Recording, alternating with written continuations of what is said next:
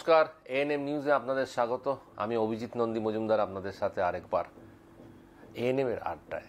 এবার একটা আন্তর্রাষ্ট্রীয় বিষয় নিয়ে। ভারতবর্ষে নির্বাচনের দোরগড়ায়, দরজায় ঠকঠক করছে নির্বাচন। আর বাংলাদেশে কিছুদিন আগেই নির্বাচন হয়ে গেল, এসছেন শেখ হাসিনা সরকার। শেখ হাসিনা সরকার আসার পরে এই প্রথম একটা এক্সক্লুসিভ ইন্টারভিউ আমরা নিতে চলেছি বাংলাদেশের ভূমিমন্ত্রী, শেখ হাসিনা সরকারের ভূমিমন্ত্রী শ্রী নারায়ণ চন্দ্র সাহেবের সাথে। নমস্কার নারায়ণবাবু, আমাদের জন্য সময় দেওয়ার জন্য অসংখ্য ধন্যবাদ। নারায়ণবাবু, প্রথম যে প্রশ্নটা করব, এই যে একটা খুব শান্তিপূর্ণ আবহাওয়ায় বাংলাদেশের নির্বাচন হলো, কিন্তু অনেকে বলছেন বিরোধীবিহীন নির্বাচন, মানে বিরোধী পক্ষ ছিল না, তো আওয়ামী লীগ তো জিতবেই ধরেই নেওয়া গেছে।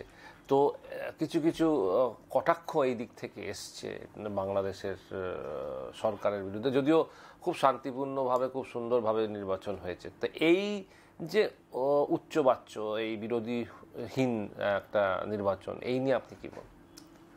ধন্যবাদ আপনাকে। আমি আপনার প্রশ্নের উত্তরে প্রারম্ভই একটা কথা বলি যে আমি আমার গভীর শ্রদ্ধা নিবেদন করি বাংলাদেশের মহান স্থপতি জাতির পিতা বঙ্গবন্ধু শেখ মুজিবুর রহমানের প্রতি।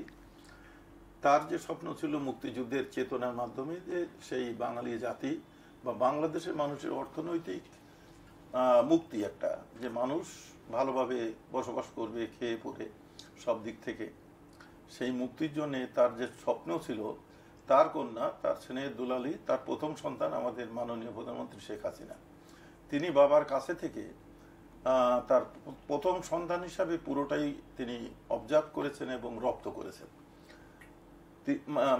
বঙ্গবন্ধুর মৃত্যুর পর আপনারা জানেন যে এই ভারতের তৎকালীন প্রধানমন্ত্রী বা সরকার এবং জনগণ, তারা জননেত্রী শেখ হাসিনা তার বোনকে 6 বছর এখানে তাদের থাকার ব্যবস্থা করে দিয়েছিলেন। পরবর্তীতে দেশে ফিরে তিনি আন্দোলন সংগ্রামের মাধ্যমে ক্ষমতায় আসছেন। প্রথমে 96 সালে 5 বছর, তারপরে 1 সালে আবার পরাজয়ের পরে 7টি বছর চলে গেল। 8 সালে নির্বাচনের পরে তিনি ক্ষমতায় আসছেন এবং পরপর এবার 4 বার তিনি প্রধানমন্ত্রী হয়েছেন। এখানে এই প্রশ্নটা আমি উত্থাপন করেছি, সেটার প্রাসঙ্গিকতা এই যে সেই স্বপ্ন বাস্তবায়নে তিনি একটাই কথা বলেন যে আমার বাবার স্বপ্ন বাস্তবায়নে দেশের মানুষের ভাগ্যের পরিবর্তন করার জন্য আমি রাজনীতি করি। সেই রাজনীতিতে তিনি এগিয়ে যাচ্ছেন এবং বাংলাদেশকে উন্নয়নের দিক থেকে একটা অনন্য উচ্চতায় নিয়ে গেছেন, যেটা সারা বিশ্ব সেটা স্বীকার করে। এখন প্রশ্ন হচ্ছে যে সম্প্রতি যে নির্বাচন আমাদের হয়ে গেল, সেই নির্বাচন নিয়ে আপনি যে প্রশ্নটা তুলেছেন, প্রশ্ন হচ্ছে যে আপনারাও একটা গণতান্ত্রিক স্বাধীন রাষ্ট্র এবং ভারত আমাদের অন্যতম বন্ধু রাষ্ট্র। যেহেতু আমাদের সেই স্বাধীনতার সময় 1 কোটি লোককে থাকতে দিয়ে, খেতে দিয়ে এবং আমাদের সকল মুক্তিযোদ্ধাদের ট্রেনিং দিয়ে, অস্ত্র দিয়ে সহযোগিতা, এবং সাথে সাথে ভারতের সশস্ত্র বাহিনী সার্বিকভাবে শেষ পর্যন্ত আমাদের মহান মুক্তিযুদ্ধে তারা সহযোগিতা করেছেন। আপনাদেরও প্রায় 18,000-এর মতন সৈন্য সেখানে রক্ত দিয়েছে স্বাধীনতায়। অর্থাৎ আমাদের যে বন্ধুত্ব ভারত এবং বাংলাদেশের একটা ঐতিহ্যগত, কৃষ্টিগত, সাংস্কৃতিক বা ভাষা বা জীবনযাত্রার দিক থেকে অবিভক্ত ভারতের একটা যে মিল ছিল, সেই মিলটাকে ধরে রেখে 71-এ কিন্তু আরো নতুন সংযোজন হয়েছে। রক্তের বন্ধনে আমাদের এই বন্ধুত্ব রয়েছে।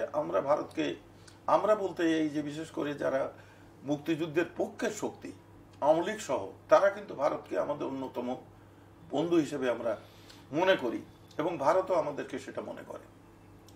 তো এখানে যে কথা আপনি বলেছেন যে আপনাদের রাষ্ট্রের সংবিধান আছে, আগামীতে নির্বাচন হতে যাচ্ছে এবং রাজনৈতিক দলগুলি মাঠে তাদের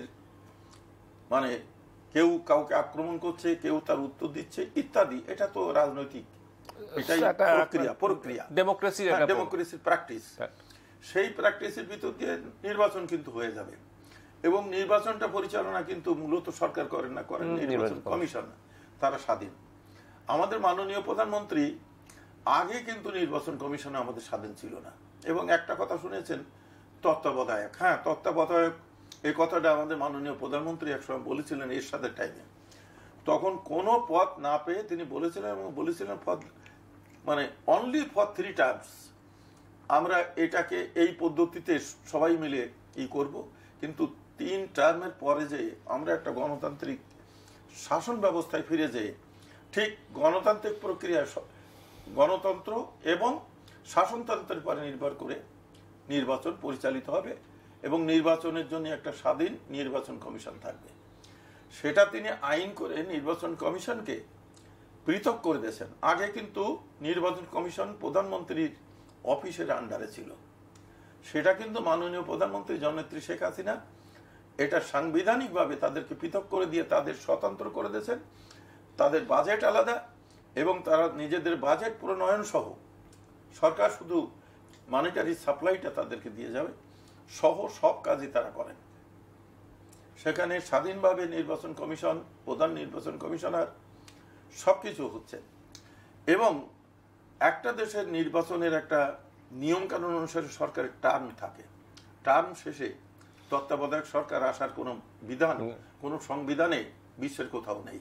বিরোধীরা কেন আসে? বিরোধীরা সেটা চায়।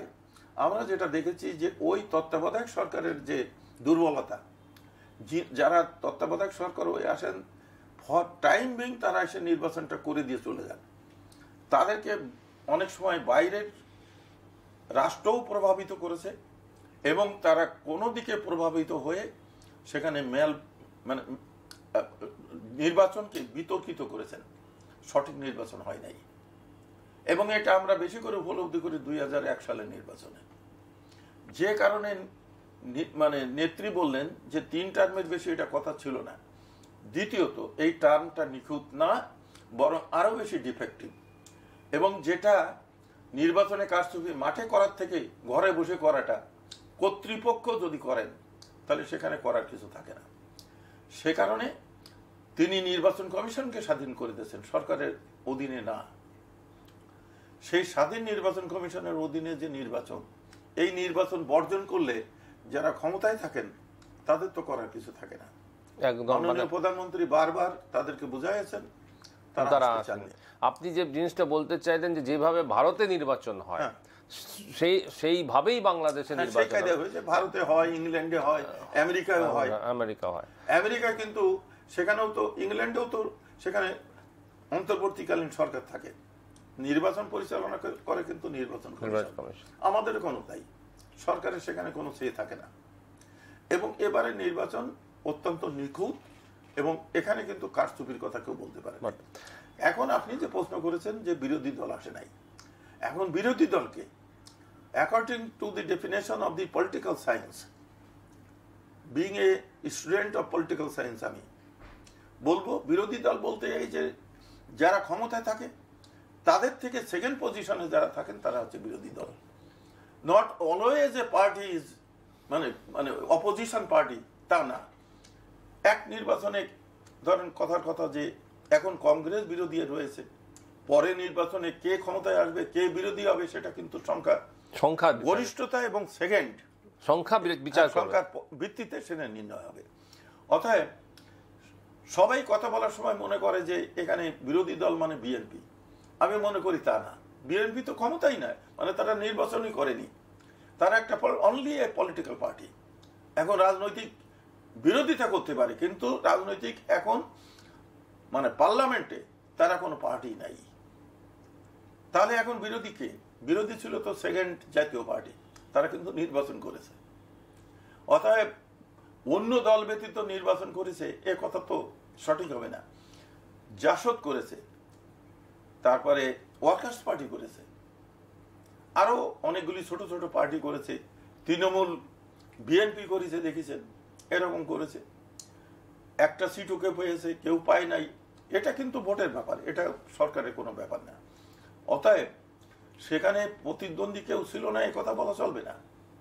উপরন্তু মাননীয় প্রধানমন্ত্রী তিনি এই নির্বাচনকে আরো অর্থবহ এবং প্রতিযোগিতামূলক করার জন্য সেখানে কিন্তু ওপেন করে দিয়েছিলেন দলের থেকেও যদি কেউ বিদ্রোহী হয়ে দাঁড়ায় তাকে দলের থেকে বহিষ্কার করেন নাই, তারা নির্বাচন করতে পারবে। এমনকি দলের নেতাকর্মীরাও আওয়ামী লীগের যদি অন্য প্রার্থীর পক্ষে কাজ করে তাদেরকেও বহিষ্কার করেন নাই, স্বতন্ত্র দাঁড়ায় তারা নির্বাচন করেছে। এবং এই নির্বাচন যেখানে যেখানে এই ধরনের হয়েছে, আমার নির্বাচনে ভীষণ প্রতিযোগিতামূলক হয়েছে, ভীষণভাবে প্রতিযোগিতামূলক। এবং যে সমস্ত জনসভা হয়েছে আপনারা নিশ্চয়ই বোধহয় লক্ষ্য করেছেন, হাজার হাজার জনগণ মাঠ ছাপাই গেছে, রাস্তাঘাট সব পূরণ হয়ে গেছে এমনিভাবে। এবং স্বতঃস্ফূর্ত ভোটারের অংশগ্রহণ ছিল। এবং আমার ওখানে ভোটের কাস্টিংও ছিল, 53% কাস্টিং ছিল, অর্থাৎ 50 আপ সেখানে কাস্টিং হয়েছে। সেই জন্যে অংশগ্রহণমূলক হয়েছে। বিএনপি অংশগ্রহণ করে না। আপনি একটা খুব অত্যন্ত গুরুত্বপূর্ণ কথা বললেন এখানে, যে গুরুত্বপূর্ণ কথা হচ্ছে আপনার ডেফিনেশন অফ বিরোধী প্রার্থী, বিরোধী দল হচ্ছে যারা নির্বাচন করবে মানুষের ভোট পেয়ে সংখ্যায় আসবে, সেকেন্ড পজিশনে, সংখ্যার বিচারে বিরোধী দল হয়। যে আমি সরকারকে বিরোধ করছি বলেই যে আমি বিরোধী দল তার কোনো মানে নেই। আমি জনগণের ভোট যখন পাইনি তখন আমাকে সেই বিরোধী দলের আখ্যা আমি পাবো না। আর ক্ষমতাসীন দল মানে এখন আওয়ামী লীগ যে ক্ষমতাসীন দল, এটা তো ক্ষমতায় আছে যতক্ষণ সে থাকবে ক্ষমতাসীন। কোন দল যদি ক্ষমতায় না থাকে তখন কিন্তু সে ক্ষমতাসীন। অতএব ক্ষমতাসীন দল যেমন পার্মানেন্ট না, বিরোধী দলও কিন্তু পার্মানেন্ট না। এটা একটা অতএব বিএনপিকে অধিকাংশই, বিশেষ করে সাংবাদিকরাও এটা গোলায় ফেলান যে বিরোধী দল আসলো না। অত্যন্ত অত্যন্ত গুরুত্বপূর্ণ কথা এখানে বলছেন। আমি এই জায়গা থেকে আরেকটা জায়গায় যাচ্ছি। আপনারা ক্ষমতা এলেন, আপনার ক্যাবিনেট হলো, তো এবার আপনি ভূমি মন্ত্রণালয়ের দায়িত্বভার সামলানো শুরু করেছেন। দুটো প্রশ্ন। প্রথম, একদিক থেকে আমাদের দিক থেকে যেটা আসছে যে ভারতবর্ষের ভূমি মানে ল্যান্ড আইন, মানে ভূমি আইন যা আছে, বাংলাদেশের ভূমি আইন মোটামুটি একই জায়গা থেকে, ব্রিটিশ আমল থেকে করে আসছে, তো মোটামুটি একই ধাঁচে আছে। তো মন্ত্রণালয়ে মন্ত্রী হওয়ার পরে প্রথম কোন দিকে আপনি এগোনোর চেষ্টা করছেন? ধন্যবাদ, আপনার ভালো প্রশ্ন। যাই হোক, মাননীয় প্রধানমন্ত্রী তিনি তার যে চিন্তা ভাবনা, কাকে কোথায় দেবেন, কাকে কোথায় দিলে কাজ হবে, এটা পরিকল্পনা করেই তিনি দেন। সেই হিসাবে তিনি আমাকে যে ভূমি মন্ত্রণালয়ের দায়িত্ব দিয়েছেন, নিঃসন্দেহে তিনি কিছু আশা পোষণ করেন যে ভূমি মন্ত্রণালয় সংক্রান্ত বিষয়। এবং আপনার প্রশ্নটা খুবই প্রাসঙ্গিক। আমি যেদিন শপথ গ্রহণ করি, শপথ গ্রহণ করার পর যখন আমরা সেখানে এন্টারটেইন করি, ওই সময় তাকে দেখা হলে, মাননীয় প্রধানমন্ত্রীকে আমি যখন সালাম জানাই, তিনি আমাকে প্রথমেই যে কথাটা বললেন, জায়গাটা খুবই কঠিন, তো এটাকে মানে ডিজিটাল পদ্ধতিতে নিয়ে যাও। অর্থাৎ এর যে জটিলতা রয়েছে এবং এখানকার যে সমস্ত অসুবিধা বা ইভেন মানে বলতে হয় যে করাপশনও রয়েছে, এগুলি কি করতে গেলে ডিজিটাল পদ্ধতিতে যেতে হবে। আমাদের ভূমি ব্যবস্থা অলমোস্ট সেই সিএস খতিয়ান ব্রিটিশ টাইমে একই রকম। এই মানে ওয়েস্ট বেঙ্গল, আমাদের বাংলাদেশ বা অন্য অন্য জায়গারও কিছু রয়েছে, কিছু কিছু হয়তো আপনাদের রাজ্যে পৃথক পদ্ধতি থাকতে পারে। তো আমরা এখন ডিজিটাল পদ্ধতিতে যাওয়ার দিকে এটা শুরু হয়েছে। মাননীয় প্রধানমন্ত্রী সেটা ডিজায়ার করেন। এবং ডিজিটাল পদ্ধতিতে আমাদের যেমন জরিপ এবং ই রেজিস্ট্রেশনের থেকে ডাইরেক্ট চলে যাবে এসিল্যান্ডের কাছে, সেখানে ডাইরেক্ট মিউটেশন হবে।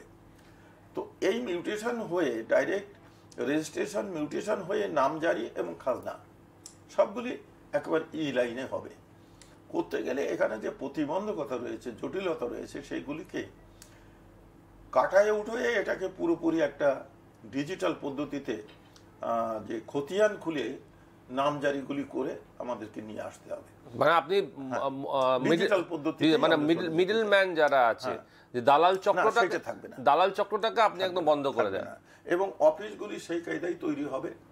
এবং যে কোনো ব্যক্তি সে অফিসে তাদের যেতে হবে, কিন্তু অফিসে যে সেখানে পদ্ধতি ব্যবহার করে জায়গায় বসে রেজিস্ট্রি করে নাম জারি করে খাজনা দিয়েও চলে আসতে পারবে। মানে এটা প্রযুক্তিগত, হ্যাঁ, উইদিন ফিউ মিনিটস। এটা মানে বায়োমেট্রিক। হ্যাঁ, বায়োমেট্রিক। এখন এই পদ্ধতিতে আমরা যেতে চাই। আচ্ছা, এই পদ্ধতিতে যেতে গেলে তো সেখানে একটা সময়ের দরকার, কারণ আমাদের ল্যান্ডগুলি নিয়ে এ দেশেও রয়েছে, আমাদের দেশেও রয়েছে অনেক ডিসপুট, এবং সেগুলি সিভিল মামলাও রয়েছে। আর যেখানে মামলা রয়েছে সেখানে আদালতের হস্তক্ষেপ করার কারো কোনো অধিকার নেই, মন্ত্রণালয়ও পারবে না। ফলে এগুলি মামলা যেগুলি কমপ্লিট হয়ে যাবে সেগুলি আমরা নিয়ে আসতে পারবো, বা সেখানে আমরা যখন এগোবো তখন জনগণও হয়তো স্বতঃস্ফূর্তভাবে কোর্টের মাধ্যমে ফয়সলা করে চলে আসতে পারে। এবং বিশেষ করে পার্টিশন কেসটা জনগণকে, এর সঙ্গে কিন্তু আমাদের জনগণের পার্টিসিপেশন একটা বড় জিনিস বলে আমি মনে করছি। কারণ যে কোনো এই বিষয়টাই টোটাল পিপুলকে নিয়ে, টোটাল পপুলেশনকে নিয়ে, আর টোটাল কান্ট্রির ম্যাপটাকে নিয়ে। ফলে এটাকে করতে গেলে তো সেখানে পিপুল রিলেটেড, তারা যদি ফুল কোঅপারেশন করে তাহলে কিন্তু আমাদের কাজগুলি সহজ হবে। এবং কোঅপারেশন করার দিক থেকে আমি যেটা ইতিমধ্যে অবজার্ভ করেছি, যে এখন যে মামলাগুলি সত্যের ব্যাপার একটা থাকলো আলাদা, কিন্তু অধিকাংশ মামলা রয়েছে শরিকে ভাগাভাগি, মানে যে কে পার্টি, মানে যে কে কোন অংশ নেবে, এগুলির ক্ষেত্রেও কিন্তু যদি পাবলিক কোঅপারেটিভ হয় এবং তারা যদি মিউচুয়ালি স্থানীয়ভাবে স্থানীয় নির্বাচিত প্রতিনিধির মাধ্যমে হোক অথবা এসি ল্যান্ড অফিসে বসেই হোক, তারা যদি জমিটাকে ভাগ করে প্লটিং করে ফেলায়, প্লটিং করে দিলে কিন্তু সাথে সাথে তখন ম্যাপিং হয়ে যাবে। হয়ে গেলে প্রত্যেকটা ইন্ডিভিজুয়াল খতিয়ানে প্রত্যেকে ইন্ডিভিজুয়াল ম্যাপ থাকবে, ওখানে কিন্তু একত্রিতভাবে আর কোনোটাই থাকবে না, তাহলে একেবারে ক্লিয়ার হয়ে গেল। এবং এগুলি হবে কি, যখনই এটা রেজিস্ট্রেশন হবে তখন ওই ব্যক্তি রেজিস্ট্রেশন করে দেবে তার only the land he possesses, এখানে শরিক নাই। সে যেটা ট্রান্সফার করে দিলে, টোটালটা দিলে টোটাল যিনি গ্রহীতা তার নামে যাবে। আংশিক যদি দেন, অংশটা নির্ণয় করে দিলে সেই অংশটুকু তার সেকেন্ড ম্যান যিনি গ্রহীতা তার নামে রেকর্ড হয়ে ম্যাপ হয়ে যাবে, তারও খতিয়ান আলাদা হয়ে যাবে। এইরকম পদ্ধতি করলে কিন্তু সিভিল যে কেস এটাও অনেক কমে যাবে। তো এইটা আপনি কত সময়সীমা কিছু রেখেছেন? না, সময়সীমা আমরা যেটা করছি, আমরা মনে করছি আমরা ইতিমধ্যে 2টা গ্রুপকে টেক আপ করেছি, কিছু কিছু জেলা, কিছু কিছু উপজেলা এবং পর্যন্ত ইউনিয়ন পর্যন্ত। টোটাল নিতে আমাদের যেটা আমরা করছি, আমরা 3 থেকে 3.5 বছরের ভিতর আমরা টোটালটাকে কভার করার একটা চেষ্টা করব করে, এবং কিছু লিটিগেশন যেগুলি থাকবে সেগুলি হয়তো পর্যায়ক্রমে নিয়ে যাওয়া যাবে, তবে ম্যাক্সিমামটা আমরা কভার করে নিয়ে আসতে পারবো আশা করছি। আচ্ছা, খাজনা এবং রাজস্ব বাড়ানোর দিকে আপনি কি অন্য কোনো ধ্যান দিচ্ছেন? না, অন্য কোনো দিকে আমরা যাব না, যেহেতু জাতির পিতা 25 বিঘা পর্যন্ত খাজনা সেটা মাফ করেছিলেন কৃষকদের, অতএব কৃষকদের পরে আমরা অতিরিক্ত কোনো কর খাজনা আরোপ করব না, তাদের সহায়তা করব। তবে এখন অকৃষি জমি বা বাণিজ্যিক যেগুলি রয়েছে বা যেখানে, এবং এর ভ্যালুয়েশন অনুসারে শিল্প এলাকা যেখানে, সেখানে ব্যবসা বাণিজ্যের যে প্রগতি বা এবং যে উন্নতি রয়েছে তার সঙ্গে করে মডার্ন আমাদেরকে কিছু করতে হবে যাতে রেভিনিউটা সরকারে আসে, কারণ সরকারের তো রাজস্বের দরকার রয়েছে। আমরা সেটা সময়ভিত্তিক এবং জাস্টিফাইড একটা সিদ্ধান্ত দিকে যাওয়ার মানসিকতা রয়েছে, এখনো কোনো সিদ্ধান্ত যাই নাই। তো সেই সিদ্ধান্ত নিয়ে এখনো চিন্তা ভাবনা চলছে? হ্যাঁ, চিন্তা ভাবনা রয়েছে। এই ছাড়া, এই 2টা জিনিস ছাড়া আর ভূমি মন্ত্রণালয় সংক্রান্ত কোন দিকে আপনারা? আরেকটা রয়েছে যেটা আমাদের মাননীয় প্রধানমন্ত্রী ইতিমধ্যে বারবারই করেছেন, 3 ফসলি জমি 2 ফসলি জমি। এগুলিকে কৃষি জমির মানে শ্রেণী পরিবর্তন করা যাবে না। সেজন্য এটা শ্রেণী পরিবর্তন যদি করা না যায়, তাহলে এখন আপনি ল্যান্ড হোল্ডার, আপনার 3 ফসলি কোনটা 2 ফসলি কোনটা আপনি জানেন, but government does not know it. সরকার এটা জানে না।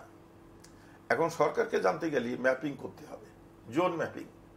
সেখানে 3 ফসলির একটা চিহ্ন থাকবে, কালার থাকবে, 2 ফসলির কালার থাকবে, 1 ফসলির কালার থাকবে। মানে এটা জনবসতি এলাকা, এটা হচ্ছে বাণিজ্যিক এলাকা, এটা শিল্প এলাকা। এরকম এলাকাটাকে জোনটাকে ভাগ করতে হবে।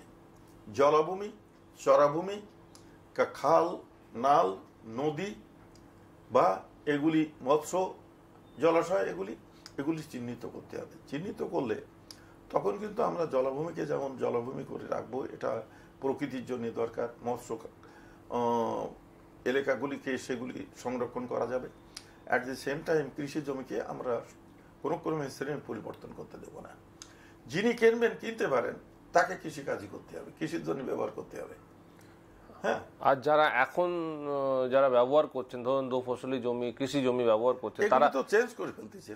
তারা চেঞ্জ করতে পারবো এখন থেকে আমরা ওইটা যাচ্ছি। আমরা জেলা প্রশাসকদের পরেই করে দিচ্ছি, যদিও সেটা জনীয় হয়নি, কিন্তু তারা তো লোকালি জানেন যে কোনটা চাষের জমিগুলিকে এখন ওইভাবে অ্যাবলিশ করা যাবে না, কারণ একটা চাষের জমিতে চাষই করতে হবে, ওখানে বাড়ি ঘর দৌড় তোলা যাবে। হ্যাঁ, পরিবেশের একটা জরিপে দেখা যাচ্ছে যে প্রতি বছর আমাদের 1% কৃষি জমি বিলুপ্ত হচ্ছে ঘর বাড়ি ব্যবসার জন্য।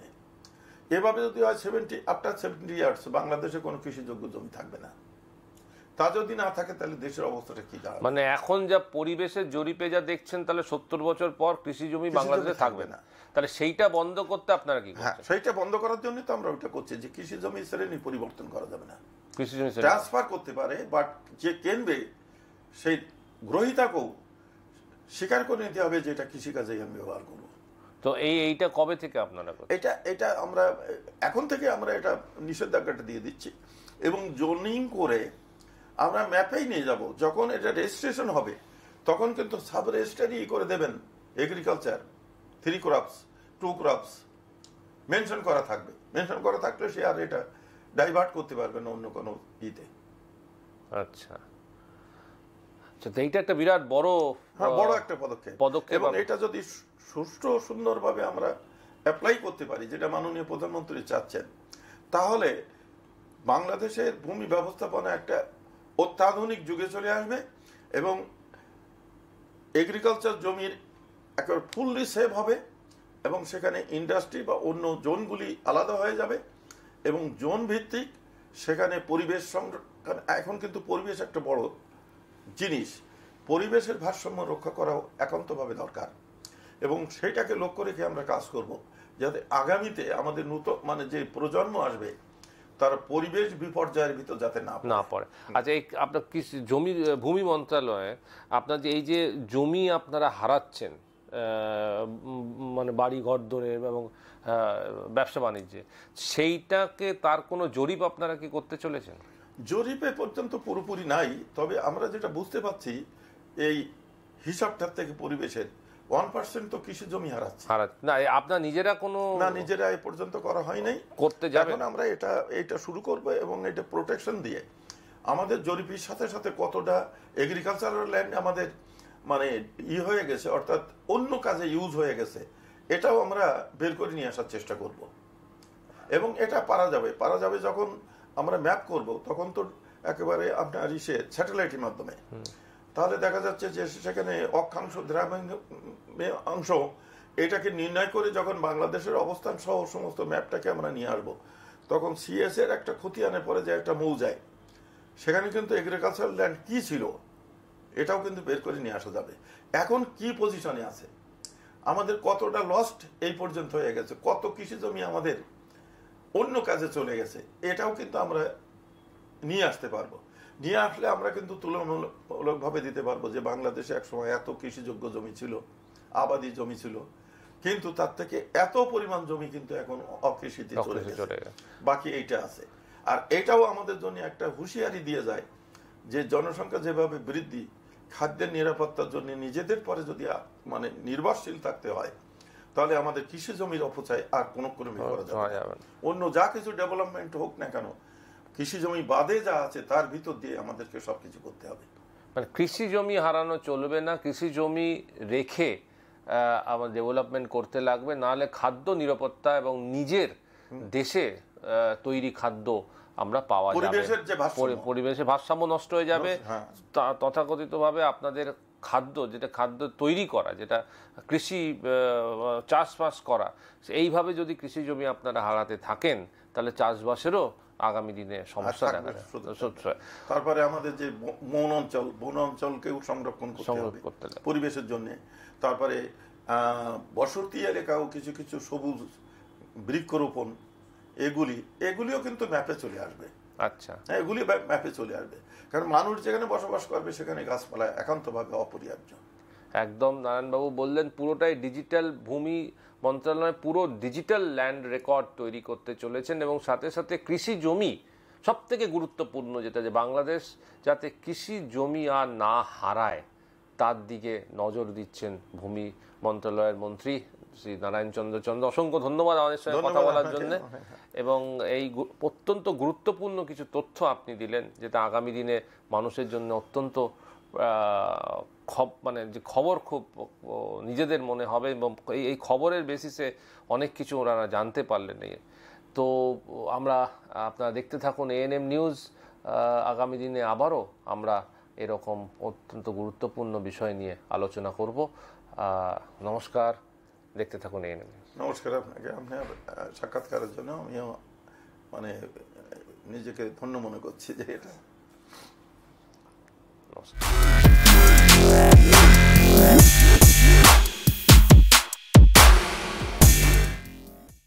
আরও খবরের আপডেট পেতে সাবস্ক্রাইব করুন আমাদের ইউটিউব চ্যানেলটি আর বেল আইকনে ক্লিক করুন নোটিফিকেশনস পেতে।